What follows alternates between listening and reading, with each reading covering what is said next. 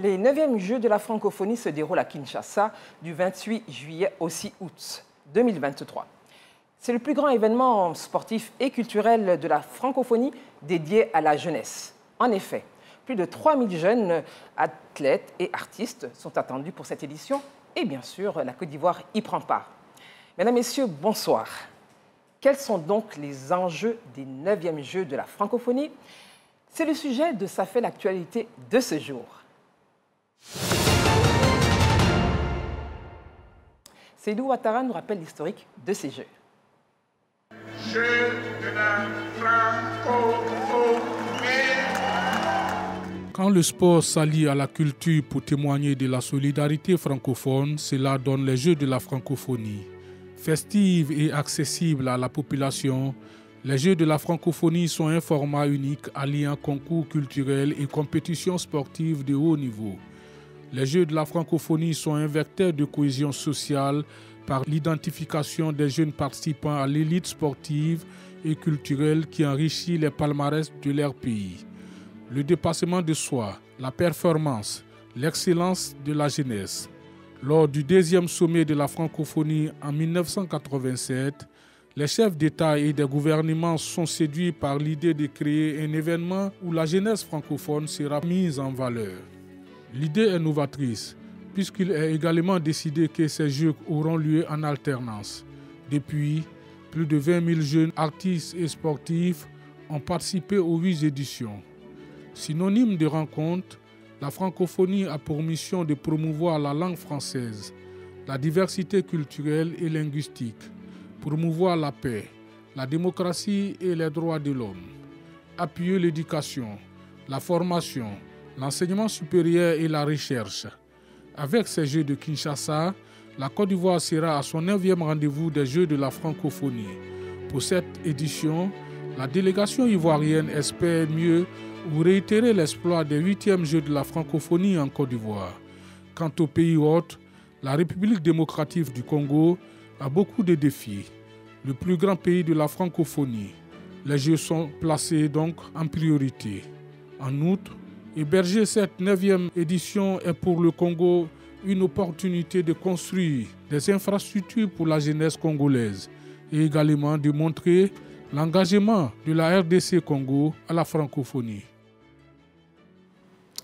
Merci Seydou Ouattara pour parler justement des enjeux de ces Jeux de la francophonie qui se déroulent à Kinshasa. Nous recevons ce soir Madame Bernice Nguessan. Bonsoir Madame Herbeau. Bonsoir Madame Nguessan, vous êtes secrétaire générale de la Commission nationale de la francophonie. Oui. Alors bienvenue sur ce plateau. Merci Madame Herbeau. Alors vous avez suivi avec nous cet élément. Qu'est-ce que cela vous rappelle peut-être et quel est votre commentaire justement sur ces informations qui nous ont été partagées par Seydou Ouattara? Alors c'est avec joie que je prends la parole cet après-midi pour parler des Jeux de la francophonie. Alors, les Jeux de la francophonie sont une manifestation festive qui rassemble la jeunesse des États membres de la francophonie. Oui. Il faut rappeler que ce sont 88 États et gouvernements qui forment cette communauté, 321 millions d'habitants. Donc, c'est une grande communauté et qui vont se retrouver à Kinshasa du 26 au 6 août pour des compétitions aussi bien sportives que culturelles. Voilà, et donc c'est un grand événement. Alors, en Côte d'Ivoire, 2023 a été décrété par le président de la République année de la jeunesse et la francophonie dédie également ces Jeux à la jeunesse. Alors, justement, qu'est-ce qu'il faut attendre de cette participation de ces milliers de jeunes? Il faut déjà dire merci à Monsieur le Président de la République qui a décrété cette année de la jeunesse et rappeler que la jeunesse est vraiment au cœur de l'action au niveau de la francophonie parce que la jeunesse est considérée comme une cible prioritaire au niveau de la francophonie. Alors, au niveau de la jeunesse, oui, ce qu'il faut attendre, c'est que à travers ces jeunes vont pouvoir montrer de quoi ils sont capables. Oui. les talents des différents pays vont être exposés. Et ce sera une occasion opportune, en tout cas, de mettre en visibilité ce que nous avons de meilleur dans nos différentes nations. Est-ce que ces Jeux de la francophonie ont un rapport quelconque avec les Jeux olympiques? Oui, bien sûr. Mais il faut aussi rappeler, pour l'histoire, que c'est en 1985 que notre président, le feu président Houphouët-Boigny, a organisé les Jeux de la jeunesse en Côte d'Ivoire. Et vu le succès que cela a eu, cela a inspiré la francophonie qui a décidé également d'organiser des Jeux où les jeunes gens des différents pays vont se rencontrer. Et il faut dire que les Jeux de la francophonie sont comme un espace de préparation pour les Jeux olympiques, parce que les Jeux de la francophonie précèdent d'un an les Jeux olympiques. Donc, c'est un espace où les jeunes gens peuvent se mesurer, peuvent apprendre, peuvent se bonifier avant d'aller aux Jeux olympiques. Alors, quels sont les enjeux concrètement, justement, pour un pays qui abrite donc ces Jeux? Alors, pour un pays qui abrite ces Jeux, c'est déjà toute la communauté francophone qu'il va recevoir. Donc, il y a des enjeux économiques. Mais il y a également la visibilité que cet espace, que cet événement offre aussi bien aux pays organisateurs qu'aux pays participants. Et il y a la possibilité de développer les talents et les compétences de sa jeunesse. Et tout ça, ce sont des atouts qui vont servir notre jeunesse, qui vont les mettre en lumière et leur permettre de s'exporter, de mieux vendre en tout cas leurs talents. Alors, la devise de l'organisation est égalité, complémentarité, solidarité. Vous nous expliquez égalité, complémentarité et solidarité. Alors, l'égalité, c'est l'égalité des droits. Nous sommes dans un espace de 88 pays. Il y a des grands États, il y a des plus petits, mais chacun, il y a une égalité des chances. Au niveau de la solidarité, je vais d'abord expliquer la complémentarité. Tout à fait. Voilà, c'est la diversité. Chacun a sa place au sein de cette grande communauté. C'est pourquoi on parle de diversité culturelle et linguistique. Voilà, chacun peut présenter ce qu'il sait faire le mieux et avoir sa place. Et au niveau de la solidarité, il faut s'entraider pour un développement mutuel. Voilà. Alors, concrètement, on revient donc aux activités sportives et culturelles. Combien de disciplines sont en lice pour ces Jeux à Kinshasa? Il y a 9 disciplines qui sont en liste. Au niveau sportif, on peut citer le football, le basketball, il y a le judo, il y a le handisport, il y a le tennis des tables. Voilà, je peux citer brièvement. Et également au niveau culturel, nous avons la littérature, nous avons la sculpture, nous avons les contes, il y a les chants, il y a les danses, etc. Alors concrètement, on se dit, il y a une sélection. Comment s'est-elle déroulée? Alors, cette sélection, elle se fait véritablement dans la transparence. Il y a d'abord un jury national avec un cahier de charges qui se réunit, qui sélectionne au plan national les acteurs aussi bien sportifs que culturels. Ensuite, cette liste est transmise au jury international qui va également faire une deuxième sélection. Et cette sélection, une fois faite, elle va publier les noms, les choix qui sont les choix définitifs de ceux qui vont effectivement participer au niveau au jeu. Et il faut dire que vraiment on choisit les excellents parmi les excellents. Donc on parle vraiment de transparence dans ces choix. Et d'excellence. Transparence, excellence sont les maîtres mots. Alors concrètement, quels seront les temps forts justement de ces Jeux de la francophonie à Kinshasa? Voilà, déjà, il y a la préparation qui est en cours. Nos sportifs sont déjà à Kinshasa en train de se préparer. Nous avons les acteurs culturels qui sont en préparation au niveau de la Côte d'Ivoire. Et le 28 juillet, il y aura la cérémonie officielle d'ouverture. Ensuite, le 29, il y aura le lancement des Jeux officiels. Et on va dire, les Jeux vont se dérouler jusqu'à ce que le 6 août, on fasse la clôture. Alors, on annonce de grands noms de la scène artistique et sportive à Kinshasa. Est-ce que ces Jeux sont également le lieu de célébrer cet espace dans toute sa diversité culturelle et artistique, évidemment. Oui, bien sûr, les Jeux de la francophonie, c'est une fête. Hein. C'est une fête. Il y a une compétition derrière quand même. C'est vrai qu'on s'en va pour une compétition, mais il y a l'esprit des Jeux qui est l'égalité, la complémentarité, la solidarité. Les jeunes gens s'en vont pour pouvoir se frotter aux jeunes gens d'autres nations et tisser des liens d'amitié pour garder cette fraternité qui est, on va dire, le socle de la francophonie. Est-ce que par rapport à l'édition précédente, c'était donc en Côte d'Ivoire une organisation mémorable, est-ce qu'il y a des innovations qui sont attendues à Kinshasa? Il faut dire qu'au niveau de l'organisation des Jeux, ce sont des procédures. Hein, l'OIF travaille de façon très professionnelle, donc ce sont des procédures qui sont respectées. Donc aussi bien les 8e Jeux que les 9e Jeux respectent les mêmes procédures. Voilà. Donc c'est vraiment très encadré, oui. C'est cela? Oui. Alors, on aimerait savoir qu'est-ce qui fait la force de cet espace francophone? Parce qu'on a parlé de solidarité, complémentarité, vous avez parlé de l'excellence. Qu'est-ce qui fait la force de cet espace francophone? Cet espace francophone est composé de 88 pays et gouvernements membres. Et c'est une communauté de 321 millions d'habitants. Et dans cet espace, il y a la coopération économique également. Voilà, les entreprises travaillent, hein, elles collaborent pour pouvoir au niveau des échanges commerciaux.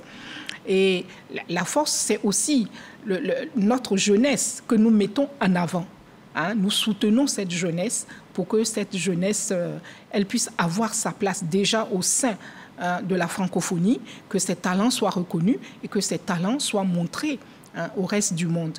Donc nous encourageons vraiment nos jeunes pour qu'ils puissent vivre de leurs talents.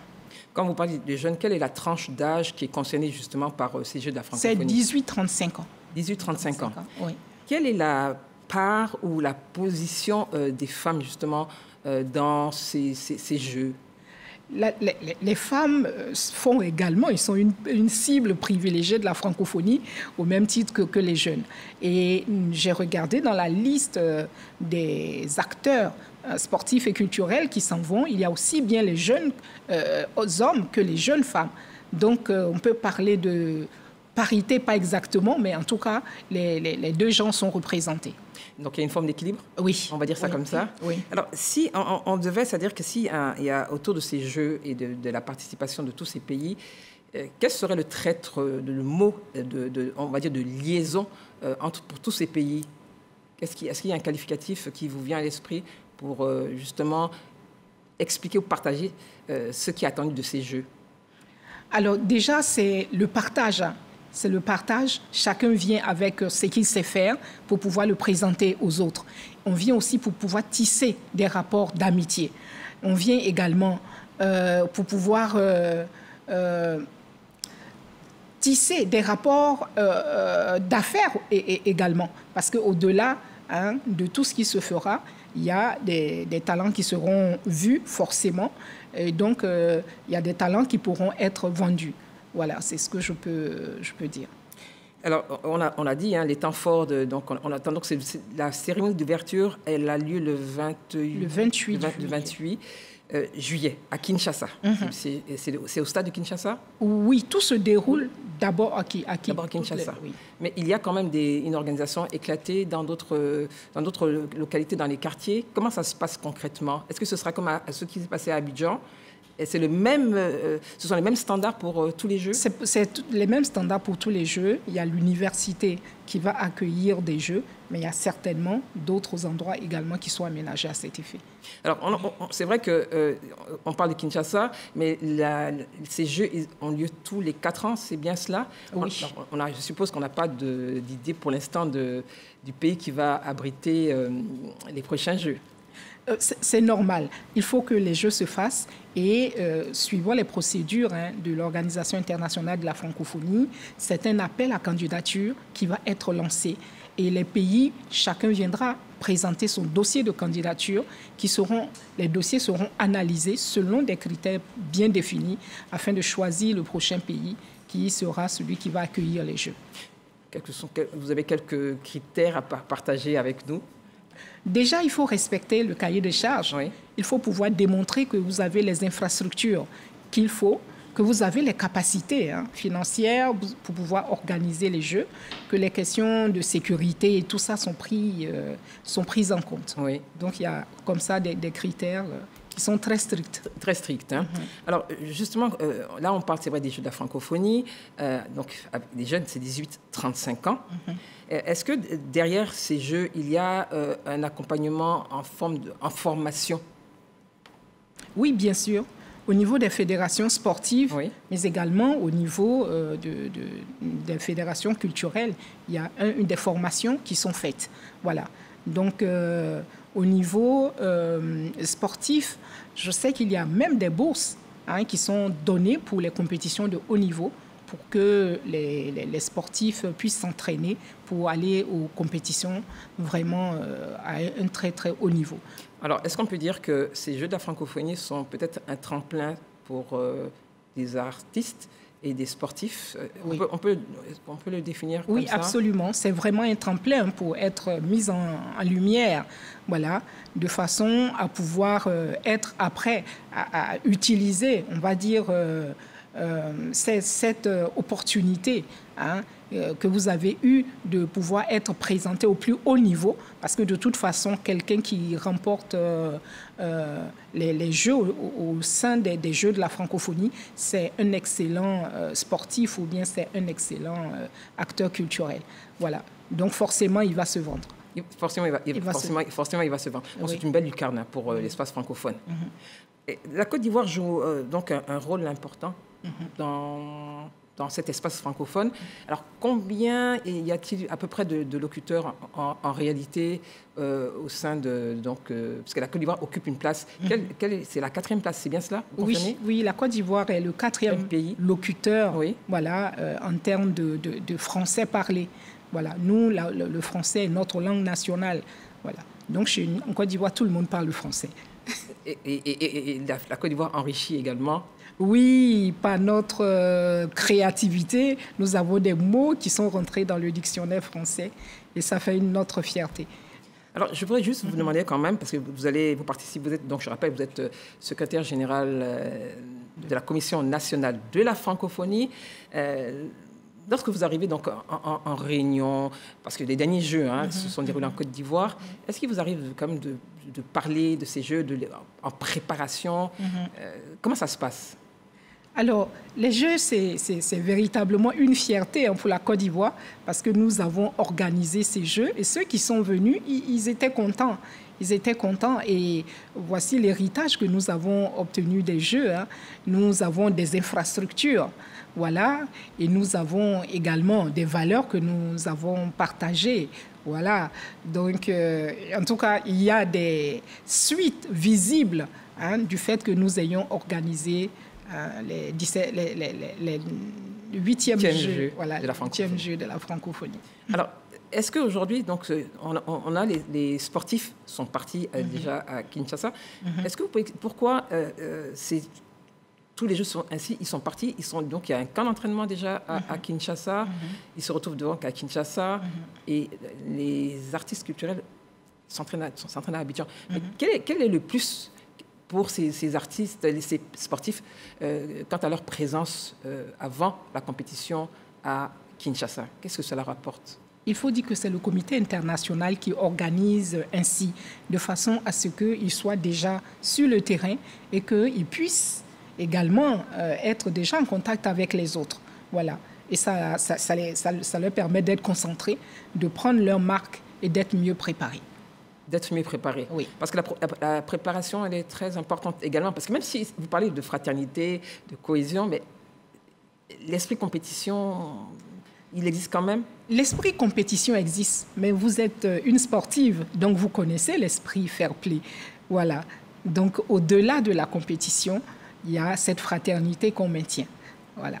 Entre les 88 pays. Oui. Alors, c'est vrai que pour ceux qui nous regardent ce soir, c'est la francophonie. Nous parlons donc de ces Jeux à venir de la francophonie qui auront lieu c'est du 28 cérémonie officielle au 6 août 2023. Est-ce qu'aujourd'hui, lorsqu'on regarde ces Jeux, comment on peut évaluer l'évolution justement au-delà de l'organisation, mais de la qualité des athlètes et des artistes culturels qui y participent? Est-ce qu'on peut faire un point sur la participation des uns et des autres en qualité? Alors déjà, il faut compter que depuis que les Jeux de la francophonie ont commencé, au niveau de la Côte d'Ivoire, c'est à peu près une soixantaine de médailles qui ont été glanées, une soixantaine de médailles. Donc, c'est dire que nous participons, mais nous participons avec la qualité. Voilà. Ce qui fait que nous allons et nous récoltons les médailles également. Voilà. Alors, vous parlez donc de cet enrichissement au-delà de la Côte d'Ivoire. Quels sont vraiment les faits marquants quand on regarde un peu la trajectoire, l'histoire de ces Jeux de la francophonie? Quels sont vraiment les faits marquants de ces Jeux pour ceux qui nous regardent, qui peut-être ont envie d'en savoir davantage? Quels sont les faits marquants des Jeux de la francophonie? Alors, au niveau des Jeux de la francophonie, les faits marquants, on peut déjà dire la cérémonie d'ouverture, oui, qui est vraiment une cérémonie grandiose où tout le monde, on va dire, les feux de l'actualité sont sur le pays, sur les athlètes. C'est vraiment une belle fête où il y a la fraternité, il y a les liens qui se tissent. Mais il y a également, comme fait marquant, le fait qu'il y a les compétitions. Oui. Voilà. Chacune des disciplines est quelque chose d'important. Voilà. Et les disciplines sportives que nous allons suivre jour après jour, voilà, pendant quand même les 10 jours que vont durer la compétition. Et à côté de ça, il y a également toutes les disciplines culturelles auxquelles nous allons participer. Et tout cela, c'est important. Et après, il y a aussi le village. Le village de la francophonie où les artistes se côtoient, oui, voilà, qui leur donne l'occasion d'échanger entre eux. Voilà. Et il y a également les autorités qui s'en vont, qui leur donnent la possibilité de pouvoir avoir des rencontres bilatérales pour pouvoir eux aussi tirer des liens au niveau aussi bien sportif que culturel pour ce qui est de la coopération culturelle et sportive. Donc c'est vraiment autant d'occasions de pouvoir échanger, de oui, pouvoir nouer des relations durables. Voilà. Alors, si on devait synthétiser, on va dire ça comme ça, donc il y a l'aspect sportif, il y a l'aspect culturel, Oui. et puis il y a aussi des autorités qui se rencontrent, c'est bien cela? Oui, c'est ça. Donc, ce sont Voilà. 3 éléments importants que proposent ces Jeux. Alors, le village, pour revenir encore au village de la francophonie, avec la dernière édition qui s'est déroulée ici, est-ce que ce village, il est dans son animation, il est vraiment le point culminant de ces Jeux, hormis évidemment les compétitions? Oui, bien sûr, puisque c'est tous les athlètes, tous les acteurs culturels, tout le monde se retrouve au village. Donc au village, c'est vraiment la vie sportive, la vie culturelle, tout se passe au niveau du village. Voilà. Donc vraiment, j'en profite pour dire, si vous arrivez à Kin, faites un tour au village de la francophonie, au village des Jeux. Vous connaissez Kinshasa? Non, j'ai malheureusement pas encore été à Kin, mais j'espère, par la grâce de Dieu, pouvoir le découvrir. Mais vous êtes secrétaire général de la Commission nationale de la francophonie, donc vous seriez donc à ces Jeux normalement? Oui, je ferai partie de la délégation que conduira Madame la ministre Françoise Rouma, qui est la ministre de la Culture et de la francophonie. Jeux de la francophonie, 9e jeu de la francophonie qui se déroule donc à Kinshasa du 28, cérémonie officielle, au 6 août. C'est donc la clôture.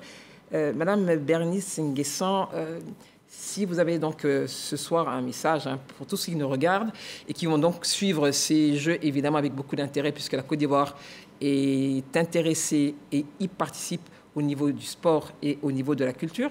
Quel est ce message pour les délégations et pour ceux qui vont soutenir ces athlètes et ces sportifs et ces artistes culturels. J'allais déjà rappeler un peu les valeurs de la francophonie. C'est important. Qui sont la solidarité, l'égalité, la complémentarité. Et aussi souhaiter bonne chance. C'est bonne chance à tous nos champions qui seront à Kinshasa et les assurer du soutien de l'État de Côte d'Ivoire. Voilà. Quand on parle compétition, c'est vrai que vous parlez de solidarité, mais comment justement on comprend que la francophonie mette en avant ce fair play, alors qu'il y a d'autres compétitions, il faut vraiment absolument gagner et remporter des trophées. Qu'est-ce qui fait la différence? Même aux Jeux olympiques, il y a le fair play. Voilà. Ce qui différencie les Jeux de la francophonie des Jeux olympiques, c'est l'aspect culturel, parce qu'aux Jeux olympiques, c'est sportif uniquement. Mais aux Jeux de la francophonie, il y a les Jeux sportifs, il y a les Jeux culturels. Voilà. Et c'est deux qui font la particularité, qui se mettent ensemble pour pouvoir donner les Jeux de la francophonie. Voilà. Donc, on se donne rendez-vous très bientôt à Kinshasa. Dernier message, justement, avant que je conclue cette émission. Un dernier message. Ben, vraiment, c'est pour réitérer le soutien de l'État de Côte d'Ivoire à nos artistes, à nos champions sportifs, qui sont déjà, pour certains, à Kinshasa, et pour d'autres qui sont en préparation et qui sont en train de faire leur bagage pour Kinshasa. Voilà. Nous sommes avec eux, nous les soutenons. Avec fair play. Merci. Avec fair play. Merci, Madame Bernice Nguessan. Oui. Nous recevions donc Madame Bernice Nguessan, secrétaire générale de la Commission nationale de la francophonie. À très bientôt. Vous restez sur RTI 1. C'était Ça fait l'actualité. Bonsoir.